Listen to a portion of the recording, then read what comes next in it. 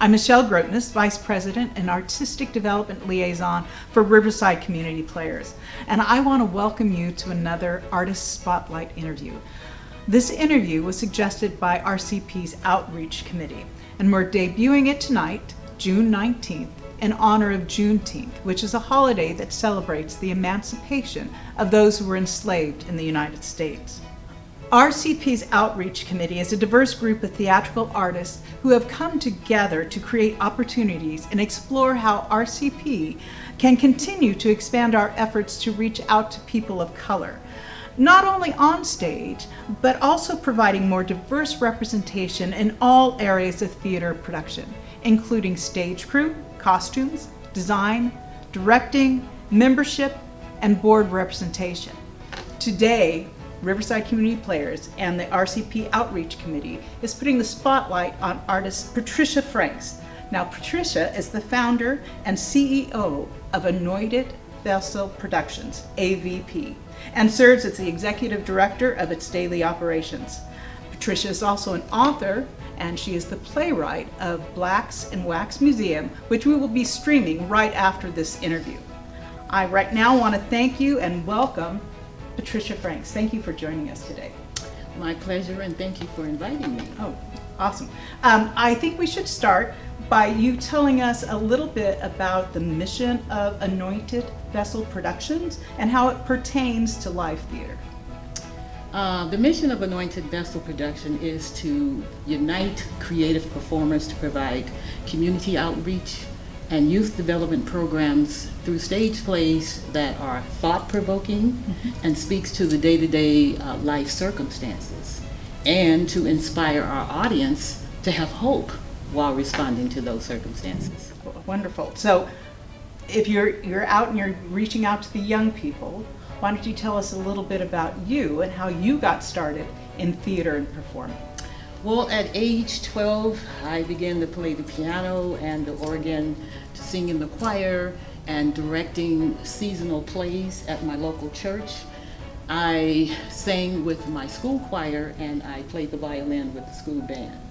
So that was your performing, and you enjoyed being on stage and having a good time, yeah? Yes. So you enjoyed performing and doing all that. What was the inspiration for you to become a playwright, to put word to page? Well, I am a motivational speaker, and it is just second nature for me to help others to reach from within their inner strengths to reach their full potential in life. And these characteristics mixed with my God-given talents in the performing arts was the inspiration that caused me to want to become a playwright. And so that brings me to an idea that I know for many of us in theater, we're not just an actor, we're not just a director, we're not just playwrights. We do everything. So of all of those, which do you enjoy most? Well, Michelle, I think that's a trick question because every one of those roles are fulfilling in their place. However, I must say that I believe I enjoy the playwright the most, simply because I get to create what happens. And I feel that the playwright is different from all of the others because it lays the foundation on which all of the acting, the directing, and the producing takes place. The words of an author, you have to portray them, you have to communicate them well, and so that's awesome that you want to share that with us. Now, after this interview, we're going to be streaming your play, a Zoom production, correct? Yes. Blacks in Wax Museum. And so what was the driving force? What made you think I have to write this play now? Well, Blacks in Wax Museum was written and presented at our third annual Music and Arts Cultural Awareness Extravaganza in recognition of Black History Month, to raise awareness on notable African Americans who made a contribution to American history.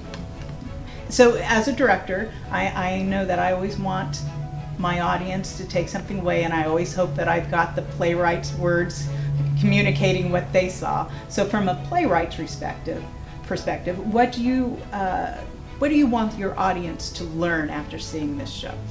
Well, in this play, there are several wax figures of famous African Americans, ranging from inventors, musicians, sports figures, and civil rights activists who made a significant contribution that helped to shape today's society. And some of them, some of our younger generations may not be aware of, so I just want to ensure that they know those who laid the foundation for us to be where we are today. Tell us what the show's about. I mean, the title suggests something to me, but is that what the story is? The show is about these high school students who are in this history class. And just before the weekend begins, they are given a homework assignment to learn more about African Americans, something historical. And basically, they are resistant in the beginning, but then they learn about the Blacks in Wax Museum. And to their surprise, they learn about some of the famous African Americans that they were aware of, such as Billie Holiday and Jackie Robinson. But to their surprise, they do learn of others that they were not familiar with, such as Benjamin Banneker, who actually built a clock entirely out of wood that continuously ran for decades. Wow. Oh, anybody else that would be interesting? Madam C.J. Walker. Madam C.J. Walker is the inventor of the hair care products for African American women. Awesome. See, now I didn't know any of that. That's great. And I did read it, so yes, I did know. But our audience may not know. So there's some wonderful characters in there that I think are kind of fresh and new and different. So we're here in the arena. We haven't really done anything live, but we are getting ready to open back up. Theater's starting, everything is starting to open up. Do you have any future theatrical projects that you have planned that you can share with us? Well, yes, we are currently having the working on our 2021 season. But our next upcoming event is going to be on June 24th. It is a virtual open house. And this event is going to give a historical account of our theatrical journey. It's going to give testimonies from our previous students and instructors, and it's going to showcase talent from local artists. Also in July, we will have our next summer program for youth ages 11 through 14. That's going to be live, as well as in December, actually, we're going to host our annual An Art for Christmas, which is a virtual talent showcase as well as a toy drive. And we are currently seeking video submissions from actors, comedians, dancers, singers, and spoken word artists for the talent showcase, as well as sponsors for the toy drive to give toys to foster youth. And where can anybody find out about all of these things that you have going for AVP? They can go to our website at www.anointedvessel.org. Great. Finally, what advice can you give to anybody who wants to become an actor or a director or a playwright or any of those things? I would say that it takes commitment, dedication, creativity, and collaboration. The process can be very fulfilling, therapeutic, rewarding, as well as the ultimate expression of oneself. That's awesome advice. Thank you so much for that. And I want to thank you for joining us. And right now, I want to invite our audience to stay tuned as RCP presents the Anointed Vessel production of Blacks in Wax Museum, written by Patricia Franks. Enjoy.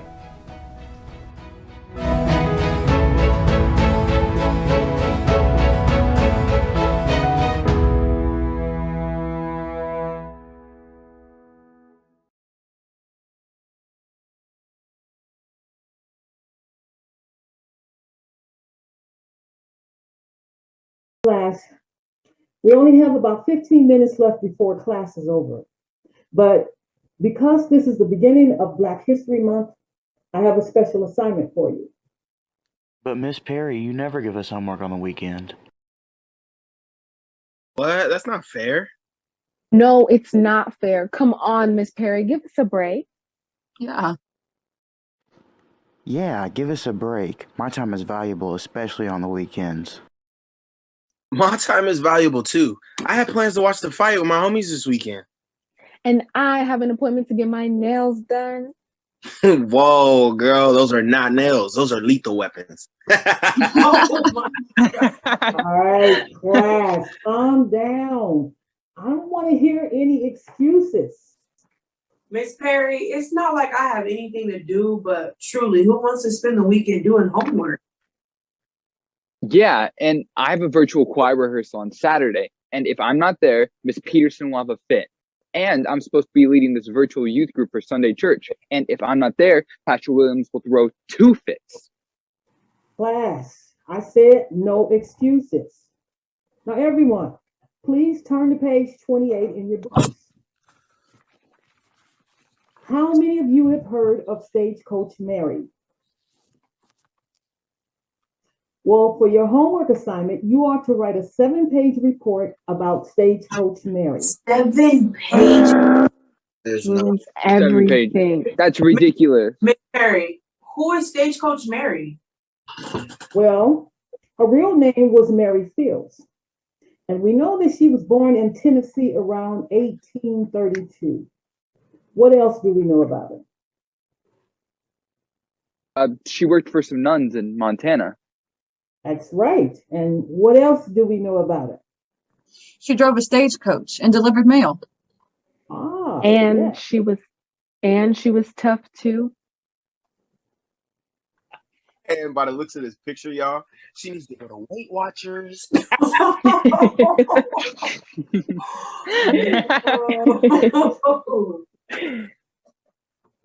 You are just a real comedian, aren't you? Do my best, you know. Oh my God. Calm down, class. Stagecoach Mary, she actually was a pioneer in many ways. She was unwilling to allow the prejudice of the time to hold her back. She never missed a day for 8 years, delivering the U.S. mail and other important documents that helped to settle the open wild territory of central West Montana.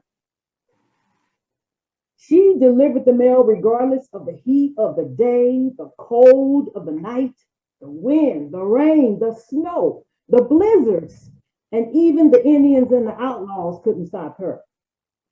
Now, she is the epitome of being successful despite the odds. In class, you can be successful too. You have to realize that you can do anything you put your mind to. You just have to apply yourself. For instance, let's look at Harriet Tubman and George Washington Carver. And talking about Harriet Tubman and the Peanut Man. We always talk about the same people. Yeah. Why do we have to write about Stagecoach Mary anyway? Why can't we write about someone like LeBron James? Yeah, or Beyonce. Yeah.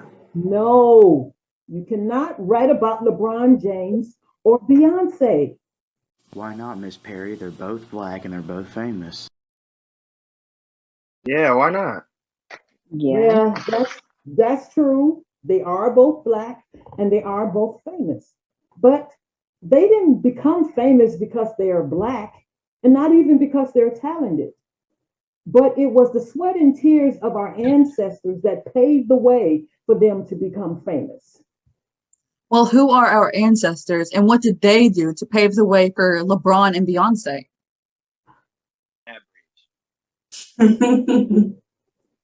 Man, I want to be just as pretty as Beyonce.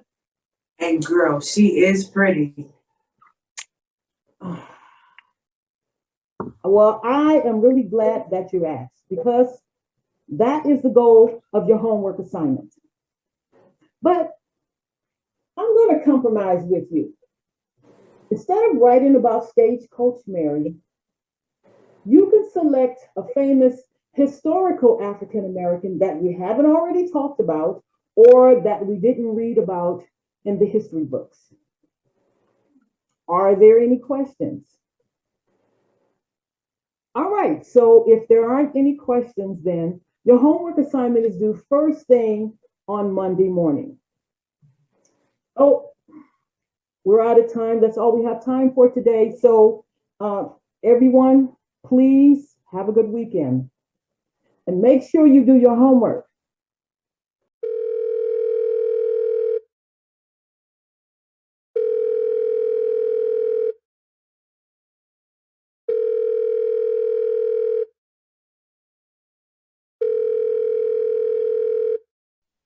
Have a good weekend. Is she serious? That's a joke. Yeah, we're gonna be stuck at home doing that dumb report. But she kind of had me thinking though, like, do y'all believe we could really do anything we put our minds to? She had a point. I don't know, and I don't care. Stagecoach Mary. This is all her fault that we have to do that dumb report. It's not her fault. It's Miss Perry's fault. Yeah, I know, but I still don't like her. I don't know what I'm going to write about. And I'm not going to have enough time to write a report. The youth department at my church is hosting a youth summit that I'm supposed to be participating in this weekend. How are we supposed to write about people we don't even know? Yeah, that's pretty messed up that Miss Perry gave us homework on a Friday just before class ended. Hey you guys, it's crazy. I just got off the phone with my mom. She was just telling me about a virtual tour. It's an experience we can have online. They give us a guide at a museum called the Blacks and Wax. You guys want to try that? Hey, that sounds cool. Tell mom's good looking out. Yeah, and hey, that sounds better than having to Google or read a book. So I'm in. Mm-hmm. Cool. All right, cool. That's a bet. I'm gonna send you guys over the information. Okay, see you then. Hello, my name is Randy, and I'll be your virtual tour guide for the day. Welcome to the virtual Garrett & Company Blacks and Wax Museum. The museum was inspired by Mr. Garrett's desire to freeze moments in time as a constant reminder to all that African Americans have played a significant role in shaping our society despite racial injustices.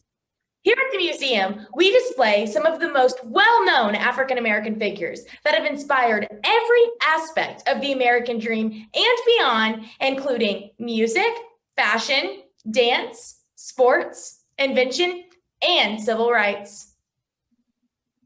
Here we have Miss Bessie Coleman, also known as Queen Bess and Brave Bessie.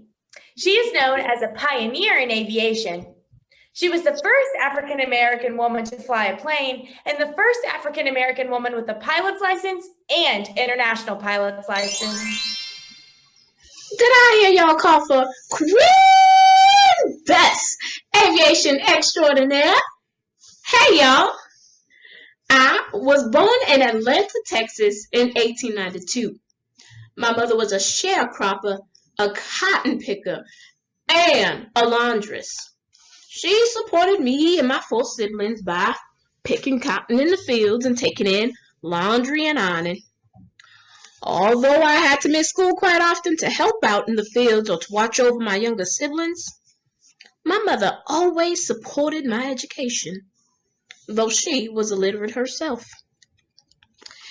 In 1915, I moved to Chicago to stay with my 2 brothers who had already moved there. There, I went to beauty school and became a manicurist where I met many of the black elite of Chicago. I had read about the field of aviation, and my interest was heightened when my brothers regaled me with tales of French women flying planes in World War I. I tried to enter aviation school here in the States myself, but they turned me down. Refusing to take their no for an answer, I moved to France in 1920 to study flying there. And guess what, y'all? I earned my pilot's license in just 7 months. In 1922, I flew in an air show in Long Island, New York, being held in honor of black veterans of World War I. There, the crowds deemed me the world's greatest woman flyer. Eat your heart out, Amelia.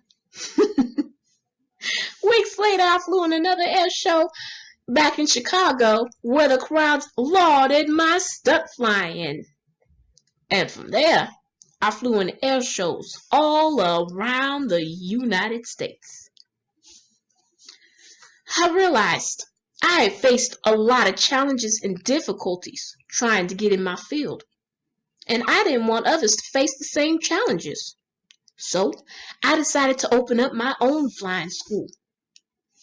I started recruiting students and spoke at local community events and churches to help raise funds.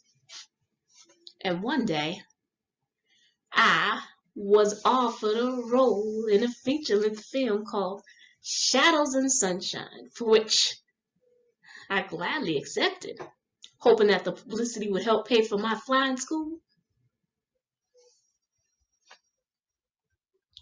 But do you know, they only offered me the role to play a token black. They wanted me to appear with tattered clothes, a walking stick, with a pack on my back. Now y'all know I was not the one. I walked right off that movie set to let them know I had no intention of perpetuating the derogatory image most whites had of most blacks. Turns out, there was one place I knew that was free of such prejudice, and that was the air. In the air, I was free. So, in 1923, I bought my first plane, a World War I surplus Army training plane. And on June 19th, 1924, I flew in another air show back home in Texas, and then I bought my second plane. You know, you've never lived until you're floating.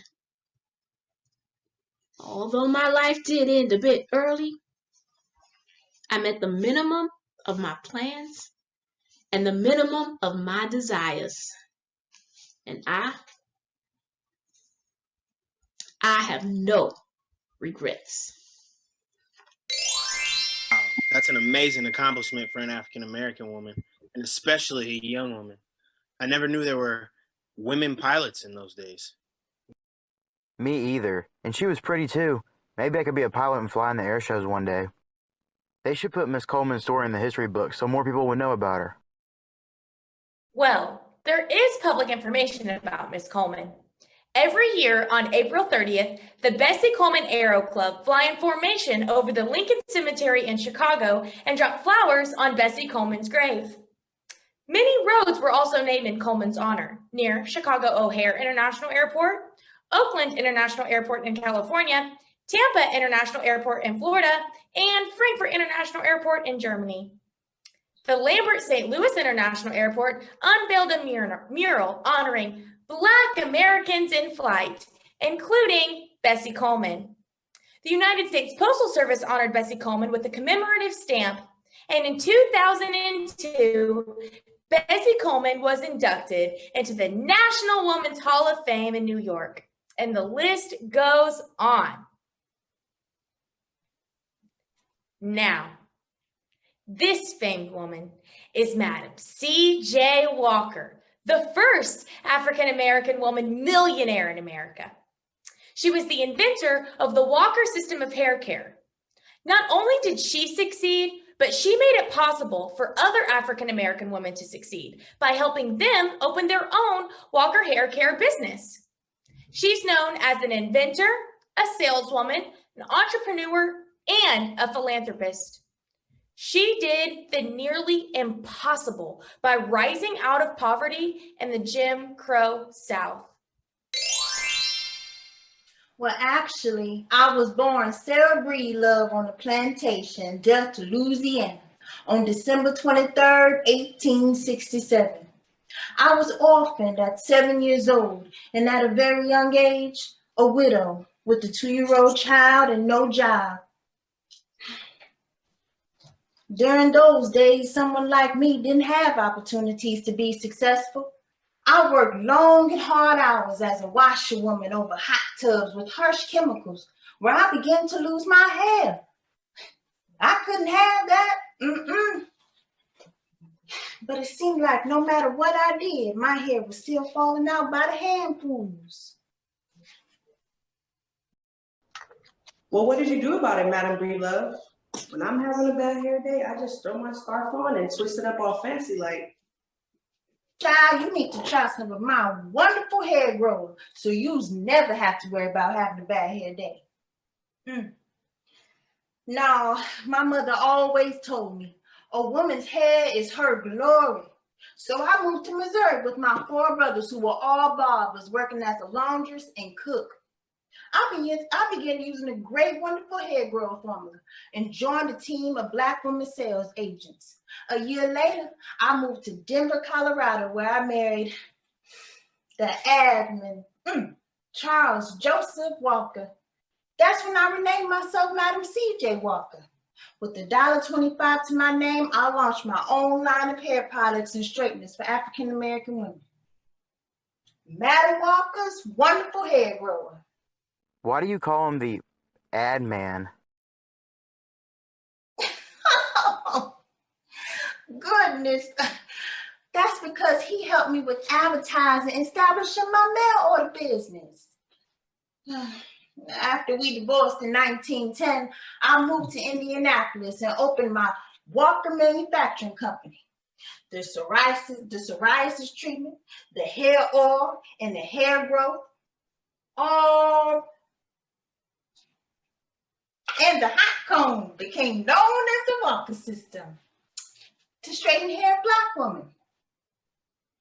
As an advocate of Black women's economic independence, I opened 2 Layla colleges in Pittsburgh, named after my daughter, with the training programs for my national network of licensed sales agents who earned the most commissions. By encouraging these small businesses, my business continued to grow. In all total, I employed 40,000 African American women and men in the U.S., Central American, and Caribbean. At home, I've been given the assignment of doing 3 of my little sister's nappy hair. So you can already imagine how hard that is. I'm thinking I should make some money, for doing it. Maybe open up a hair salon. You should do it and continue the legacy. I organize agent operators into Walker clubs, helping them in the hair care business, charitable work, and community service. These clubs empowered women to become economically independent. They were able to transform themselves and make money for their children to go to school and to buy homes. I use my money to make a difference in my community and to show others how to make a difference in their communities. I contributed to the YMCA, covered tuition for 6 African American students at the Tuskegee Institute, and became active in the anti-lynching movement. I bequeathed 2/3 of my $1 million fortune in future net profits to groups like the NAACP, churches, and Bethune-Cookman College. Wow, she did all that from her hair falling out, and here I am complaining about some split ends. I know who this man is. That's Benjamin Banneker. He had a scientific mind and was an astronomer. Oh my God. You would know who some scientific geek is. You're such an android. Whatever. Oh, so now you got attitude? I guess I should have seen that coming. Did Mr. Banneker predict that in your horoscope today? You're such an idiot. That's astrology. What do you see when you look at the stars or the solar system? I observe astronomical patterns from which I can make calculations and predictions. You see, I'm a mathematician and astronomer. Born a free man, November 9th, 1791 in Ellicott Mills, Maryland. I spent most of my life on my family's 100-acre farm just outside of Baltimore. It was there that I taught myself astronomy and learned advanced mathematics from borrowed textbooks. I was one of the first African Americans to gain distinction in science. My significant accomplishments include the successful prediction of a solar eclipse, publishing my own almanac, and surveying Washington, D.C. Now, in 1752, I attracted attention by building a clock entirely out of wood. It was the first ever built in America, and it kept precise time for decades. 20 years later, I attracted attention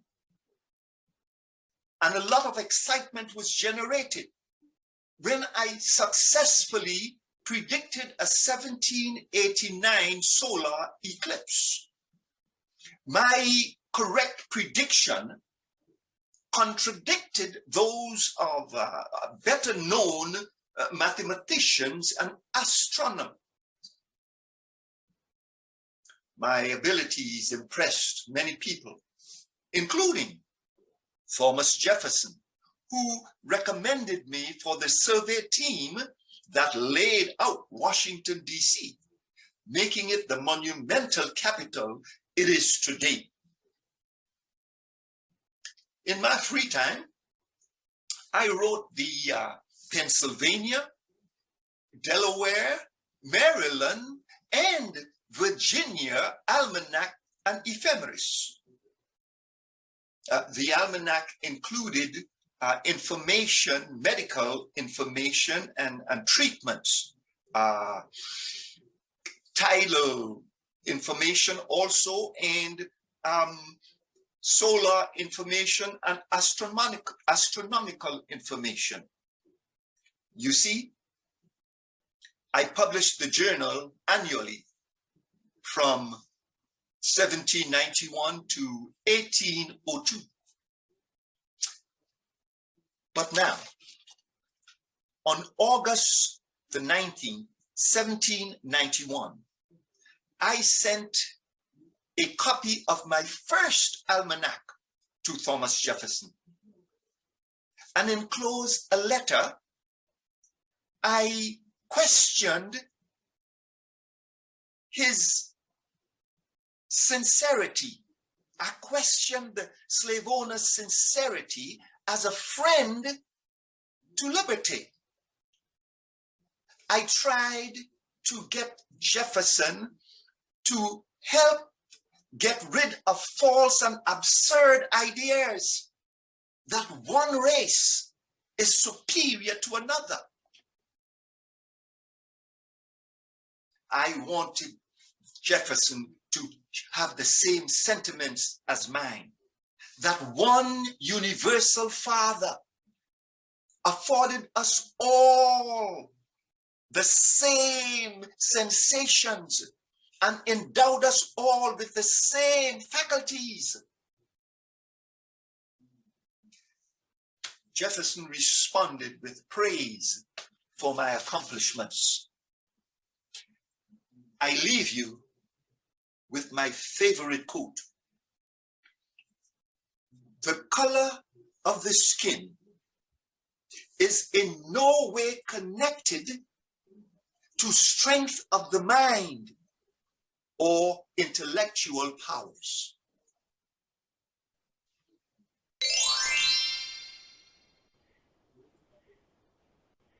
Okay, this is our music section, which is my favorite part of the tour. I can remember riding down the road with my mom with the windows down and the volume all the way up, grooving to one of my favorite jazz vocalists of all time, Miss Billie Holiday. Yes, it's me, the one and only Miss Holiday, also known as Lady Day. Now, they say that I'm considered one of the best jazz vocalists of all time, that I influenced many other jazz performers who followed in my footsteps. But you may know me from the 1972 film Lady Sings the Blues, starring that famed singer, Miss Diana Ross, who portrayed my character and renewed an interest in my recordings. But what really caught the public's attention was my life story. You see, I was born Eleanora Fagan on April 7th, 1915 in Philadelphia, Pennsylvania, to an unwed teenage mother, Sadie Fagan, and Clarence Holiday. By the time I was 8, I was experiencing more things than any child should have to. And by the age 9, I was sent to the House of the Good Shepherd, a facility for troubled African American girls. My life was difficult in my early life, but I found solace in music. Singing to the records of Bessie Smith and Louis Armstrong. And at age 15, I began singing in the local clubs and renamed myself Billie after my favorite film actress, Billie Dove, and Holiday, adopting my father's name. And when I was 18, I was discovered by producer John Heyman while I was singing in a New York jazz club. Now, Mr. Heyman was very instrumental in getting me recording work, especially with an up-and-coming clarinetist and band leader, Benny Goodman. And with Mr. Goodman, I began recording hit singles. In fact, my first commercial release, Your Son-in-Law Mother, and the 1934 top 10 hit, Riffin' the Scotch. A year later, I began performing with jazz pianist Teddy Wilson and released such singles as What a Little Moonlight Will Do and Miss Brown to You. And that was the same year that I recorded, I performed in the film with Duke Ellington. The film was Symphony in Black. Now, in 1937, I performed with Count Basie and his orchestra. And after that, I performed with Artie Shaw and his orchestra. And I became the first African-American female to ever perform and work with an all-white orchestra. Now, with the popularity of all my hit singles, I decided to step out on my own. And I began performing at the New York Cafe Society. Now, that's where I developed my trademark and stage persona of wearing a gardenia in my hair and singing with my head tilted back. I was just wondering what kind of flower that was. I was already thinking of outfits I could wear with it. Darling, now you be sure to tell them that it's the Billie Holiday do. Now, as I was saying, I also perform popular hits, my two most popular hits, God Bless the Child and Love a Man. I don't know why I'm feeling so sad. I long to try something I never had. Never had no kissing. Oh, what I've been missing. Love a man. Oh, where can you be? Miss Holiday, you have a beautiful voice. But why does your song sound so sad? You are so sweet. That song was the beginning of many other songs that talked about my personal romances, which were often destructive and abusive. I hear you, Lady Day. Relationships is complicated. That's just why I don't got a boyfriend now. That's not what it says on the wall of the boys' restroom. What? Shut up. Now. It sounds like a lover's quarrel to me. And Lady Day would know. I fell in love with you the first time I looked into them there eyes. And you had a cute little way, a certain way of looking into them there eyes. They made me feel so happy. Ooh, they made me feel so blue. I'm falling in a great big way for you. My heart is thumping when you started something with them there eyes. You better look out, little brown eyes, if your eyes, they sparkle, they bubble, they're gonna get you into a whole lot of trouble. Oh, baby, them there eyes. Okay, let's move on to our next famous figure, one of the most influential entertainers of the 20th century and the king of soul, Mr. James Brown. In America. Hey, good God. You know, you can be black and proud and achieve the American dream. You see, I was born in extreme poverty. May 3rd, 1933. 16-year-old Susie Bailey and 22-year-old Joseph Brown. My parents separated when I was about 5 years old, so I spent a lot of time on my own, hanging out in the streets, hustling, trying to get by. I shined shoes, washed cars, bug danced, I even picked cotton. I did whatsoever jobs I could find. Fortunately, I was able to stay in school till the 7th grade. But shortly thereafter, because of my troubled childhood and all, I was forced to drop out of school. I remember my grandma used to play your music at family cookouts. Used to? My dad and uncle still listen to the Godfather of Soul. Mr. Brown, how did you do it? Did you, as my dad would say, pull yourself up by your bootstraps? Now, I couldn't afford no boots, so I literally pulled myself up by my shoestrings.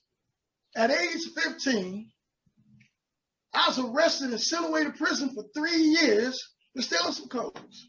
And while in prison, I formed a prison gospel choir. That's where I met Bobby Bird, an inspiring R&B singer and fellow musician, who later became my dearest friend and musical partner. After I was released from prison, I joined Bobby's gospel group, the Gospel Starlighters, and became their lead singer. Short time later, we changed the name of the group to Famous Flames, and the rest is history. Our first major hit was a song called Please, Please, Please, Please, Please Don't Go, 'Cause I Love You So. That song reached number 6 on the rhythm and blues charts. Eventually, we had a string of hits like Try Me, and darling, tell me, I need you, I need you. Here's another one. Come here, sister. Papa's in the swing. Ain't you hip now? to the new breed thing. Ain't no drag. Papa's got a brand new bag. And my personal favorite, hey, I feel good. I knew that I would not. I feel good. I knew that I would. Hey, so good, so good. I got a you. Now that song dominated both the R&B and pop charts. In addition to writing and recording, I toured 5 or 6 nights a week during the 1950s and 60s, a schedule that earned me the title of the hardest working man in showbiz. Hardworking is right, Mr. Brown. As a performer, you used your platform during the civil rights movement, right? I absolutely believe in nonviolent protest.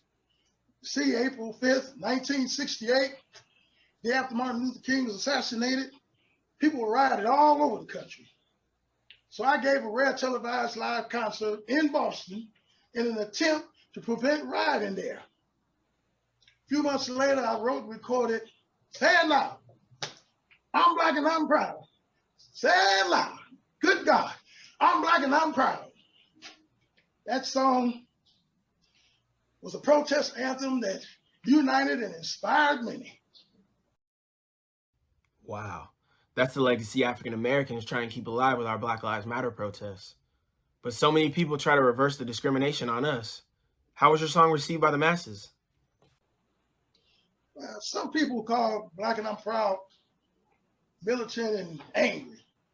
But I thought it was necessary in order to teach Black pride at the time. Now, of course, I did lose a lot of my crossover audience. I don't regret it, though, even if it was misunderstood. Well, what are you most proud of? I'm proud of being one of the first musicians inducted into the Rock and Roll Hall of Fame, 1986. This year was founded, and that I remain relevant for 6 more decades. People have characterized you as the godfather of soul, soul brother number 1, Mr. Dynamite, dancer, songwriter, activist, and singer. But how would you describe yourself? As I always said, people who want to know who James Brown really is, all they got to do is listen to my music. Living in America. Hey, good God, you can go from rags to riches. Okay, now, one of the best dancers, vocalists, and all-around entertainer of all time, the king of pop, Michael Jackson.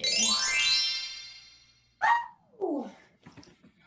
A performer since the age of 5, I, the Moonwalker, the king of pop, became one of the most popular entertainers in history. Our house was always filled with music. Our mother taught us children folk and religious songs, and our parents sang along. You see, my father's biggest dream was to become a successful musician, but after that didn't happen, he did whatever it took to attain success through his children.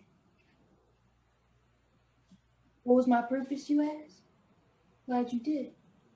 To give, in the best way I can, through song, through dance, and through music. I believe the ultimate goal of all art is the union between the material and the spiritual, the human and the divine. So I believe I was chosen as an instrument to give music, love, and harmony to the world. Children of all ages, adults and teenagers. Wow, who was instrumental in helping you launch your career? Other than our parents, Gladys Knight, Billy Taylor, and Diana Ross. After winning various talent shows, and eventually the Apollo Theater Amateur Show, Gladys Knight appealed to Berry Gordy for an audition, and Diana Ross got Berry to sign a record deal. Sweet. So what are your most cherished awards? The induction into the Dance Hall of Fame as the first and only dancer from pop and rock and roll, a Guinness World Record of 8 Grammy Awards in one night, an honorary Doctor of Humane Letters degree from the United Negro College and from Fisk University. I feel honored that presidents have recognized my philanthropic work, through the support of over 15 charities, having worked with Quincy Jones in the We Are the World album and the musical Wiz. My 1983 album, Thriller, sold 110 million copies worldwide, making it the biggest seller of all time. Through my record albums and music videos, I created an image imitated by millions of my fans. The video for Thriller, along with earlier videos from my songs, Beat It, Beat It, no one wants to be defeated, showing how funky and strong is your fight. It doesn't matter who's wrong or right, just beat it, beat it, beat it. And the most instrumental in getting music videos by African American artists played on MTV.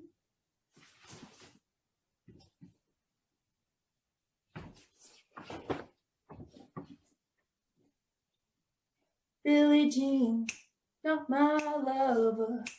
She's just a girl who claims I am the one, but the kid is not my son.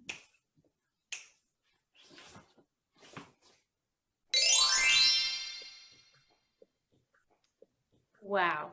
Okay, now this is number 42, Jackie Robinson, the hero of baseball, and was the subject of the popular song, Did You See Jackie Robinson Hit That Ball? I was born on January 31st, 1919 in Cairo, Georgia, the youngest of 5 children. I was raised in a relative poverty by a single mother. I attended John Muir High School and Pasadena Junior College, where I was an excellent athlete and played 4 sports, not just one: football, basketball, track, and baseball. I was even named the region's most valuable player in baseball in 1938. Ooh-wee, I did my thing. I continued my education at UCLA, where I became the university's first student to win varsity letters in 4 sports. While attending UCLA, God blessed me with the love of my life, my number 1 fan and my queen forevermore, Rachel, sweet Rachel. Ooh, makes me want to sing love songs. As I made my career in the major leagues, we faced mounting racism. We also went to great lengths to create a nurturing home that sheltered our kids from racism. But the racism went from insults to death threats. As a result, we both became actively involved in the civil rights movement from 1942 to 1944.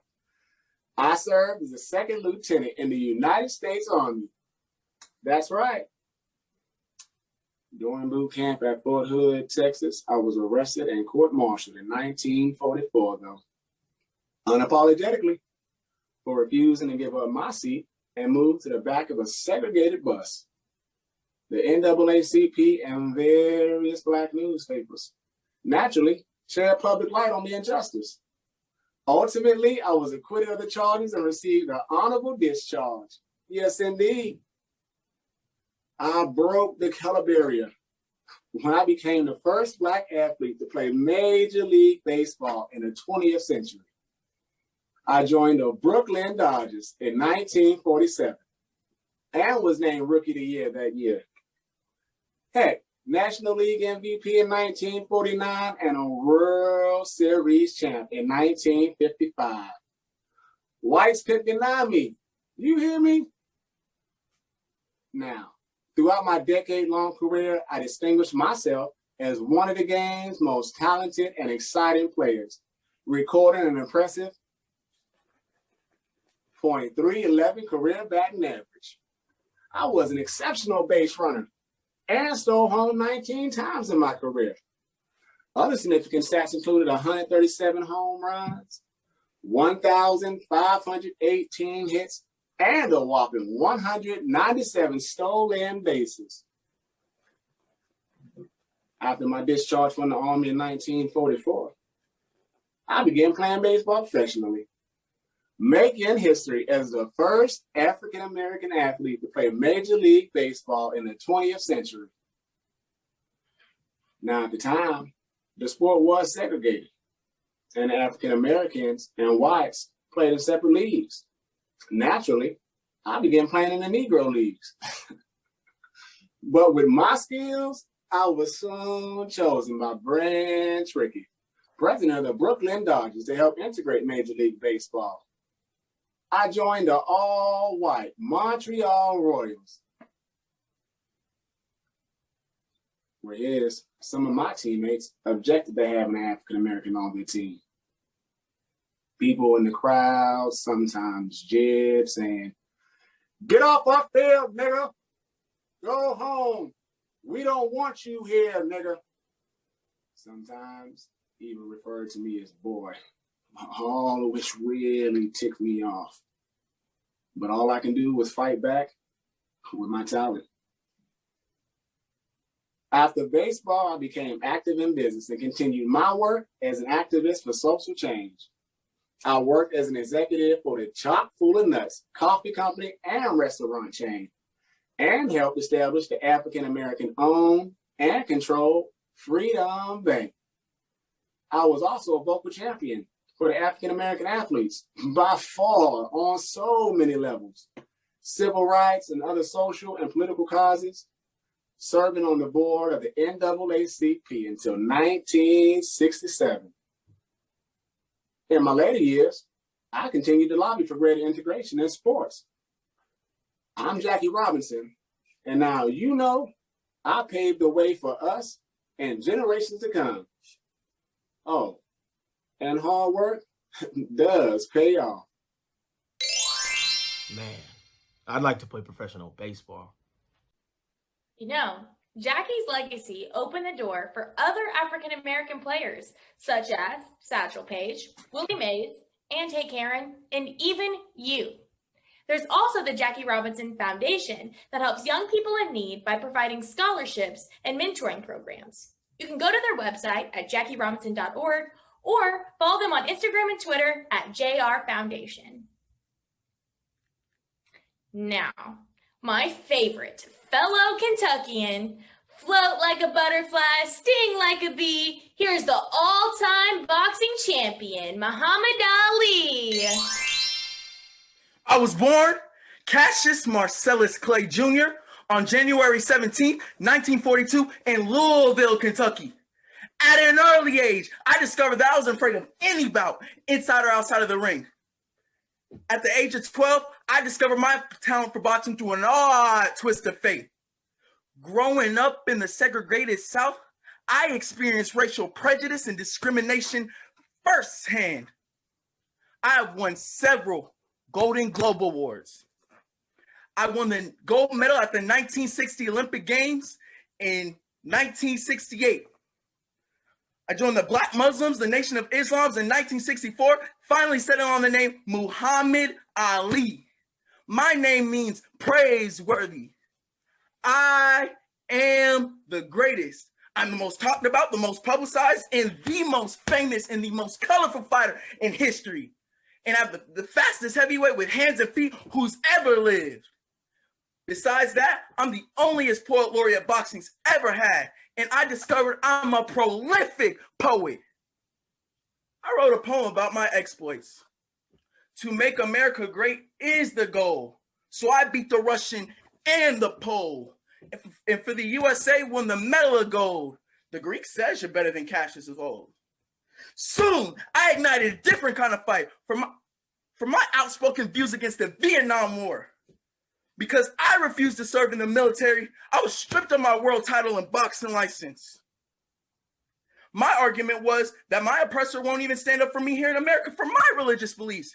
And you want me to go somewhere and fight, but you won't even stand up for me here in America. I was sentenced to 5 years in prison in June 1967. But I remained free while appealing my conviction. I reclaimed my heavyweight title 2 more times, winning famed bouts against George Frazier and George Foreman. Throughout my career, I continue to express my emotions in poetry. Sometimes I used it in the ring to gain an advantage over my opponent. Further fights gained poetic nicknames: the Thriller in Manila, the Rumble in the Jungle. My most famous poem is this: float like a butterfly, sting like a bee.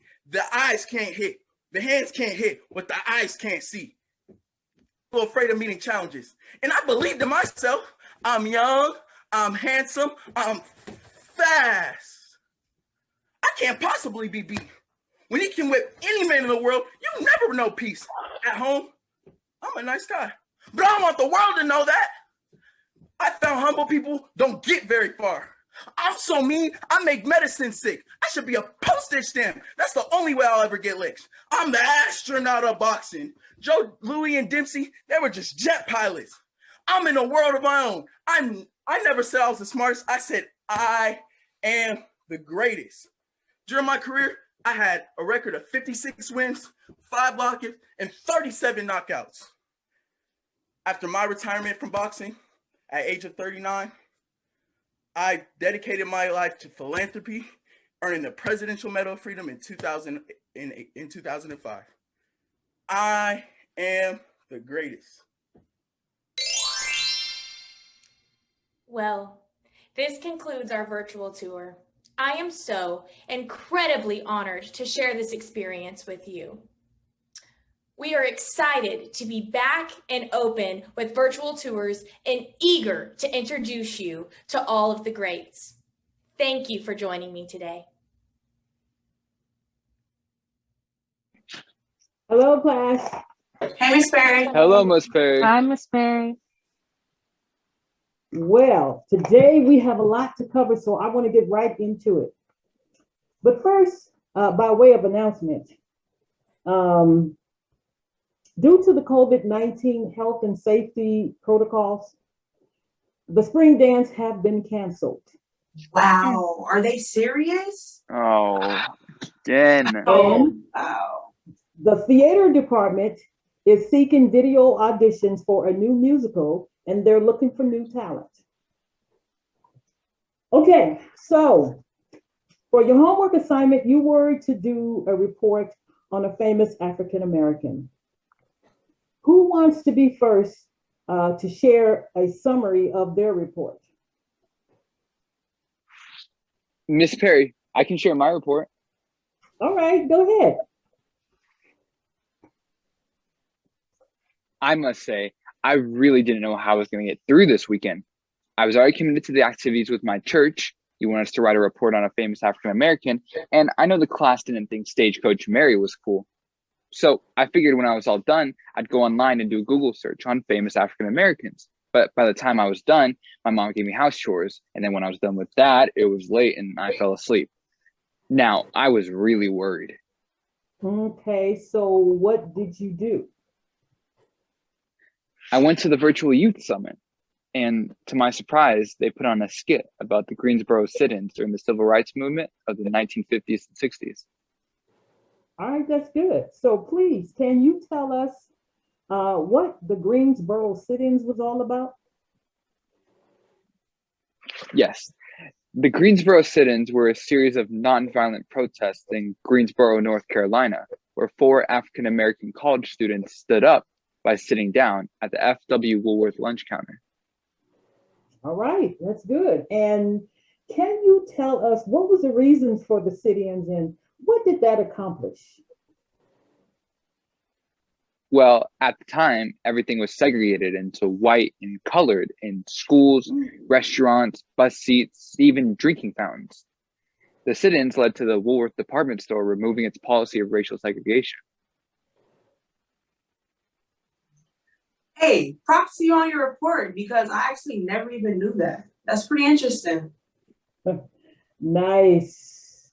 Good work. All right, so who wants to be next? I'll go. Me and a few other students participated in this virtual Blacks and Wax museum experience, and I was really drawn in by the musician's history. I play the piano and I sing, and if it hadn't been for those ancestors that paved the way, I wouldn't be able to sing or play in public events. Now that's a good observation. But wait, I didn't know you played the piano or even that you sing. We definitely gonna have to get you to sing a song at the upcoming assembly. Miss Perry, I had so much fun at this virtual experience. I learned about Jackie Robinson, and did you know he was the first African American to play Major League Baseball? And I learned about James Brown. What was his famous line? Say it loud. I'm black and I'm proud. And I loved Madam C.J. Walker. Actually, some of the scarves that she wore were similar to the ones that I have right now. Adored her. And when we learned about Billie Holiday, I just know that she was singing about my brown eyes. I went to the museum too, Miss Perry. Benjamin Banneker built the first clock out of wood. Oh my God, I am so proud of all of you for such a positive response to a weekend homework assignment, and especially on such short notice. Actually, the theater department asked me if I would present a Black History program to the school at the next assembly. Now, I knew that you all were talented, but I also wanted to test your strengths and to give you an opportunity to learn more about your culture. I knew that if I told you the theater department wanted your help with the Black History program, you wouldn't have responded to those auditions. So with that being said, I am going to take a look at all of your reports. I'm going to write a short play for all of you to perform in at the upcoming assembly. Okay, Miss Perry, that's dope. Oh my, does the time fly when you're having a good time? It's already 3:00. And so if you haven't already turned in your reports, please make sure you do so in the Canvas on today. All right, again, I'm very proud of all of you, a very good job. And so what we're going to do is we'll finish the discussion about the play for the Black History program on tomorrow, okay? All right, goodbye, everyone. Bye, Miss Perry. Bye, Miss Perry. Have a great day, Miss Perry. You all do the same.